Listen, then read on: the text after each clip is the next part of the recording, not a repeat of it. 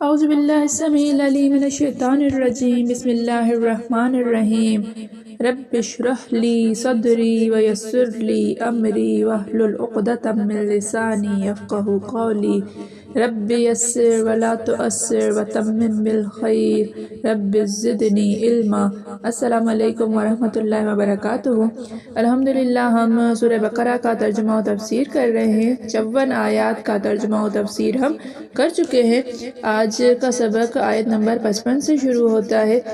دیکھیے کہ اعوذ باللہ من الشیطان الرجیم وَإِذْ قُلْتُمْ اور اذ جب قلتم تم نے کہا، وَإِذْ قُلْتُمْ اور جب تم نے کہا، یا موسیٰ یا اے موسیٰ اے موسیٰ لن نؤمن لن ہرگز نہیں، لن کا معنی ہوتا ہے ہرگز نہیں، یہ حال اور مستقبل کے معنی میں آتا ہے۔ اس کا ماضی جو ہے وہ لم آتا ہے، لم جب آتا ہے تو ماضی ہوتا ہے، لن ہوتا ہے تو حال اور مستقبل کے معنی میں۔ لن نؤمن ہم ہرگز ایمان نہیں لے کر آئیں گے، لن ہرگز نہیں، نؤمن ہم ایمان لائیں گے، ہم ایمان نہیں لے کر آئیں گے، ہم نہیں مانیں گے، لک تجھے، ل کے لیے، کا تم تمہارے لیے، یعنی تجھے، ہم تم پر ہرگز ایمان نہیں لے کر آئیں گے، ہم تجھے ہرگز نہیں مانیں گے، ہم تمہاری ہرگز نہیں مانیں گے، حتیٰ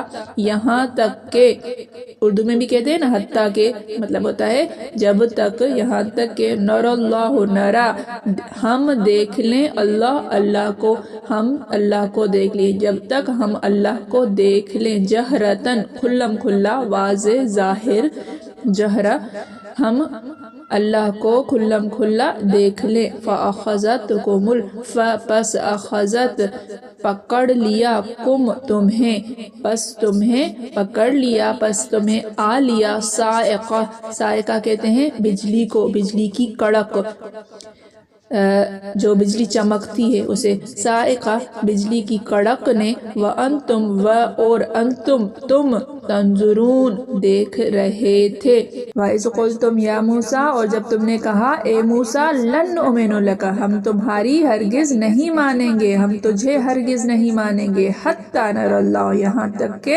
ہم اللہ کو دیکھ لیں، جب تک کہ ہم اللہ کو دیکھ لیں، جہرتاً کھلم کھلا، فَأَخَذَتْكُمُ الصَّاعِقَةُ پھر تمہیں آ پکڑا بجلی کی کڑک نے، وَأَنْتُمْ تَنْظُرُونَ اور تم دیکھ ہی تو رہے تھے۔ اور جب تم نے موسیٰ سے کہا کہ اے موسیٰ جب تک ہم اللہ کو سامنے نہ دیکھ لیں گے تم پر ایمان نہیں لائیں گے، تو تم کو بجلی نے آ گھیرا اور تم دیکھ رہے تھے، ثم پھر بعثناکم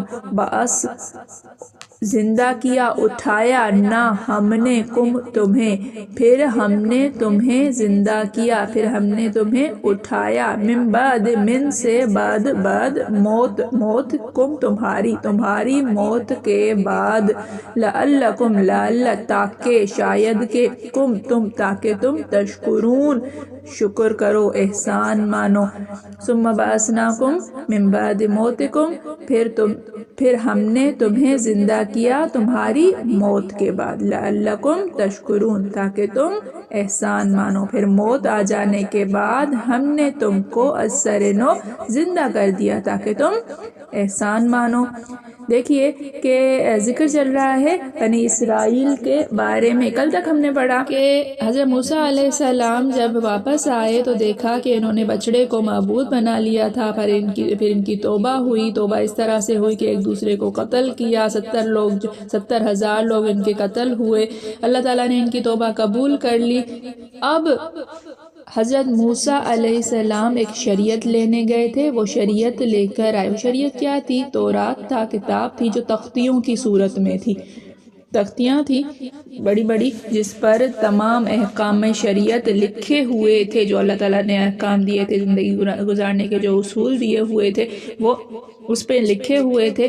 اب جب وہ لے کر آئے، جب معاملہ ٹھیک ہوا، ٹھنڈے ہو گئے، اب جو ہے عمل کروانا تھا، تو انہوں نے نیا شوشہ چھوڑا کہ ہم کیسے مان سکتے ہیں، یہ تو تم لے کر آئے ہو، ہمیں کیا پتا کہ یہ اللہ کی طرف سے ہے، ہم تو جب تک نہیں مانیں گے، جب تک اللہ تعالیٰ ہم سے خود نہیں فرماتے کہ یہ کتاب، یہ تختیاں، یہ احکامات میری طرف سے ہیں۔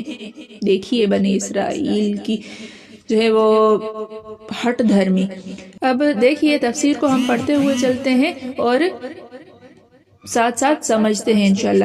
دیکھیے کہ انہوں نے کیا کہا کہ ہم بھی اللہ عز و جل کو خود دیکھیں گے۔ جب تم نے موسیٰ سے کہا کہ جب تک ہم اللہ کو سامنے نہیں دیکھیں گے تم پر ایمان نہیں لے کر آئیں گے، تو موسیٰ علیہ السلام جب اپنے ساتھ بنی اسرائیل کے 70 شخصوں کو لے کر اللہ تعالیٰ کے وعدے کے مطابق کوہ طور پر گئے اور ان لوگوں نے کلام الہی سنا، تو حضرت موسیٰ سے کہنے لگے ہم تو جب مانیں گے جب اللہ تعالیٰ کو اپنے سامنے خود دیکھ لیں گے۔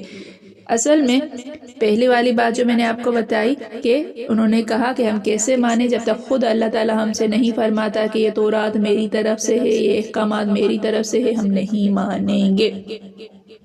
تو حضرت موسیٰ علیہ السلام نے 70 شخصوں کا 70 ان میں سے جو برگزیدہ تھے، جو نیک تھے، بہت زیادہ پارسا قسم کے تھے، ان کو تیار کیا، ان کو عبادتیں کروائیں۔ پہلے 40 دن تک انہوں نے روزے رکھے، انہیں پاک صاف کیا، ہر طرح سے جو ہے وہ تیار کیا۔ پھر یہ 70 کا گروپ چلا، یہ 70 بھی بنی اسرائیل کی قوم نے اپنے آپ میں سے جو ہے وہ چنے تھے کہ یہ ہمارے اچھے اچھے لوگ ہیں، یہ ایماندار لوگ ہیں، اور یہ اگر جائیں گے اور اللہ ان سے کلام کرے گا تو ہم ان پر ایمان لے کر آئیں گے، یہ شاہدی لے کر آئیں، گواہی لے کر آئیں کہ ہم نے اللہ تعالیٰ کے کلام کو سنا ہے کہ ہاں واقعی میں اللہ تعالیٰ نے کہا ہے کہ تورات میری طرف سے ہے۔ یہ معاملہ ہوا۔ اب 70 لوگوں کا گروہ تیار کیا حضرت موسیٰ علیہ السلام کو نے، یہ کوہ طور پر گئے۔ کوہ طور پر اب اللہ تعالیٰ کا کلام سننے کا جو ہے وہ واقعہ ہو رہا ہے کہ ان لوگوں نے کلام الہی سنا تو حضرت موسیٰ سے کہنے لگے ہم تو جب مانیں گے جب اللہ تعالیٰ کو اپنے سامنے خود دیکھ لیں گے۔ اس گستاخانہ سوال پر ان پر آسمان سے ان کے دیکھتے ہوئے بجلی گری اور ایک سخت ہولناک آواز ہوئی جس سے سب کے سب مر گئے۔ موسیٰ علیہ السلام یہ دیکھ کر گریہ وزاری کرنے لگے اور رو رو کر جناب باری میں عرض کرنے لگے کہ اللہ، بنی اسرائیل کو میں کیا جواب دوں گا؟ یہ جماعت تو ان کے سرداروں اور بہترین لوگوں کی تھی۔ پروردگار اگر یہی چاہت تھی تو انہیں اور مجھے اس سے پہلے ہی مار ڈالتا۔ اللہ تعالیٰ بے وقوفوں کی بے وقوفی کے کام پر ہمیں نہ پکڑ۔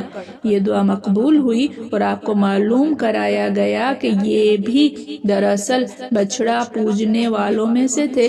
انہیں سزا مل گئی، پھر انہیں زندہ کر دیا اور ایک کے بعد ایک کر کے سب زندہ کیے گئے۔ ایک دوسرے کے زندہ ہونے کو ایک دوسرا دیکھتا تھا۔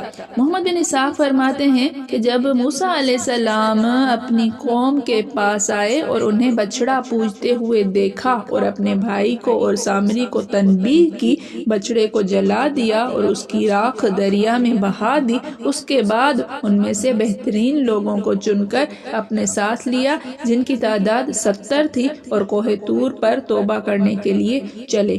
ان سے کہا کہ تم توبہ کرو ورنہ روزہ رکھو، پاک صاف ہو جاؤ، کپڑوں کو پاک کر لو۔ جب حکم الہی طور سینا پر پہنچے تو ان لوگوں نے کہا کہ اللہ کے پیغمبر، اللہ تعالیٰ سے دعا کیجئے کہ وہ اپنا کلام ہمیں بھی سنائے۔ جب موسیٰ علیہ السلام پہاڑ کے پاس پہنچے تو ایک بادل نے آ کر سارے پہاڑ کو ڈھک لیا اور آپ اسی کے اندر اللہ تعالیٰ کے قریب ہو گئے۔ جب کلام رب ذوالجلال شروع ہوا تب موسیٰ علیہ السلام کی پیشانی نور سے چمکنے لگی، اس طرح کہ کوئی اس طرف نظر اٹھانے کی تاب نہیں رکھتا تھا۔ بادل کی اوٹ ہو گئی اور سب لوگ سجدے میں گر پڑے، اور حضرت موسیٰ علیہ السلام کی دعا سے آپ کے ساتھی بنی اسرائیل بھی اللہ تعالیٰ کا کلام سننے لگے کہ انہیں حکم احکام ہو رہے ہیں۔ جب کلام الہی ختم ہوا، بادل چھٹ گیا اور موسیٰ علیہ السلام ان کے پاس چلے آئے تو یہ لوگ کہنے لگے موسیٰ ہم تو ایمان نہیں لے کر آئیں گے جب تک اپنے رب کو اپنے سامنے نہ دیکھ لیں۔ اس گستاخی پر ایک زلزلہ آیا اور سب کے سب ہلاک ہو گئے۔ اب موسیٰ علیہ السلام نے خلوص دل کے ساتھ دعائیں شروع کی اور کہنے لگے اس سے تو یہی اچھا تھا کہ ہم سب اس سے پہلے ہی ہلاک ہو جاتے، بے وقوفوں کے کاموں پر ہمیں ہلاک نہ کر۔ یہ لوگ ان کے چنیدہ اور پسندیدہ لوگ تھے۔ جب میں تنہا بنی اسرائیل کے پاس جاؤں گا تو انہیں کیا جواب دوں گا؟ کون میری بات اس کو سچا سمجھے گا اور اس کے بعد کون مجھ پر ایمان لائے گا؟ اللہ ہماری توبہ ہے تو قبول فرما اور ہم پر فضل و کرم کر۔ حضرت موسیٰ علیہ السلام یوں ہی خشوع و خضوع سے دعا مانگتے رہے یہاں تک کہ پروردگار نے ان کی اس دعا کو قبول فرمایا اور ان مردوں کو زندہ کر دیا۔ اب سب نے ایک زبان ہو کر بنی اسرائیل کی طرف سے توبہ شروع کی۔ ان سے فرمایا گیا کہ جب تک یہ اپنی جانوں کو ہلاک نہ کریں اور ایک دوسرے کو قتل نہ کریں میں ان کی توبہ قبول نہیں فرماؤں گا۔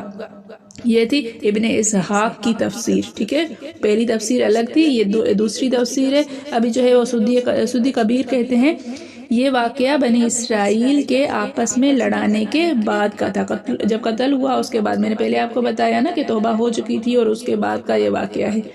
اس سے یہ بھی معلوم ہوا کہ خطاب گو عام ہے لیکن حقیقت میں اس سے مراد وہی 70 شخص ہیں۔ رازی نے اپنی تفسیر میں ان 70 شخصوں کے بارے میں لکھا ہے کہ انہوں نے اپنے جینے کے بعد کہا کہ اے نبی اللہ تعالیٰ سے دعا کیجئے کہ وہ ہمیں نبی بنا دے۔ آپ نے دعا کی اور وہ قبول بھی ہوئی، لیکن یہ قول غریب ہے۔ موسیٰ علیہ السلام کے زمانے میں سوائے حضرت ہارون علیہ السلام کے اور اس کے بعد حضرت یوشع بن نون علیہ السلام کے کسی اور کی نبوت ثابت نہیں ہے۔ یہ مختلف تفاسیر ہے، مختلف لوگوں نے مختلف تفاسیر میں بہت ساری چیزیں لکھی ہوئی ہیں، وہ جو ہے یہاں پر ذکر کی گئی ہیں۔ تو میں آپ لوگوں کے لیے اس لیے پڑھ رہی ہوں کہ ہو سکتا ہے کہ آپ جو ہے وہ کوئی اور تفسیر پڑھیں، کبھی بھی زندگی میں اس طرح سے آپ کو ہو تو آپ کے ذہن میں یہ سوال نہ آئے کہ ہم نے تو یہ پڑھا تھا، یہ چیز الگ سے ہے۔ تو صحیح اور جو ہے خیالات ان سب کو آپ کو آنا چاہیے، یہ ساری چیزیں آپ کے نظر میں ہونی چاہیے تاکہ آپ آگے چل کے آپ کا ذہن جو ہے وہ گڑبڑ نہ ہو جائے۔ دیکھیے کہ اب اہل کتاب کا یہ بھی دعویٰ ہے، یعنی یہود کا یہ بھی دعویٰ ہے کہ ان لوگوں نے اپنی دعا کے مطابق اللہ تعالیٰ کو اپنی آنکھوں سے اسی جگہ دیکھا۔ یہ بھی غلط ہے، اس لیے کہ خود موسیٰ علیہ السلام نے جب دیدار باری تعالیٰ کا سوال کیا تو انہیں منع کر دیا گیا، پھر بھلا یہ 70 اشخاص دیدار باری کی تاب کیسے لاتے؟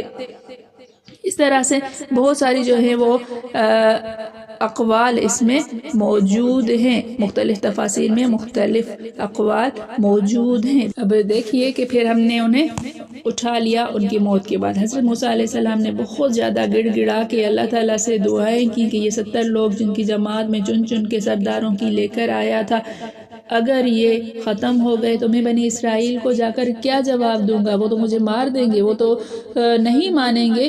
تو پھر انہوں نے بہت زیادہ گریہ و زاری کی، اس کے بعد اللہ تعالیٰ نے ان 70 کو پھر سے زندہ کر دیا اور پھر یہ لوگ مان گئے کہ ہاں ٹھیک ہے۔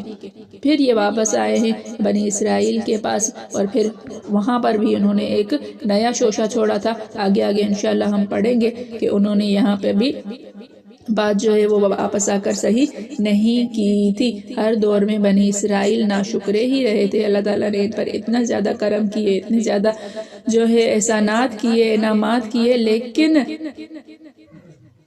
کچھ بھی اثر نہیں ہوتا تھا۔ ہر بار ان کا کوئی نیا ڈرامہ شروع ہو جاتا تھا۔ دیکھیے کوئی بات سمجھ میں نہیں آئی ہے تو آپ پوچھ سکتے ہیں، کوئی چیز آپ کو جو ہے وہ سوال ہے ذہن میں، کوئی مسئلہ ہے، کچھ بھی ہے آپ پوچھ سکتی ہیں۔ ہو سکتا ہے میرے ظاہر ساری کی ساری چیزیں میں اس کے اندر کور نہیں کر پاتی ہوں یا میرے ذہن میں اس وقت نہیں ہوتی ہیں، لیکن سوالات تو بہت سارے بنتے ہیں۔ آپ کے ذہن میں جتنے بھی سوالات ہیں آپ پوچھ سکتی ہیں۔ آج کے سبق میں آپ کے لیے سوال ہے کہ کتنے لوگوں کا لشکر لے کر حضرت موسیٰ علیہ السلام کوہ طور پر گئے تھے اور ان کے زندہ ہونے کی کیا حالت تھی، کہ کس طرح سے یہ لوگ زندہ ہوئے؟ یہ دو سوالات ہیں آپ کے لیے۔ اللہ تعالیٰ ہم سب کو دین کے علم کا شوق ہمارے اندر دین کے علم کا شوق پیدا کرے، دین کے علم کو حاصل کرنے کی توفیق عطا فرمائے، قرآن مجید سے محبت ہمارے دل میں پیوستہ ہو جائے۔ اللہ تعالیٰ قرآن مجید کا علم حاصل کرنے کی توفیق عطا فرمائے، اللہ تعالیٰ قرآن مجید کی خدمت کی توفیق عطا فرمائے۔ میرے پڑھانے میں، آپ کے پڑھنے میں، میرے سمجھانے میں، آپ کے سمجھنے میں کوئی غلطی، خطا، بھول چوک ہو گئی ہو تو میں اللہ کے حضور میں توبہ کرتی ہوں اور معافی کی خواستگار ہوں۔ اللہ تعالیٰ ہم سب کا حامی و ناصر ہو۔ السلام علیکم ورحمۃ اللہ وبرکاتہ۔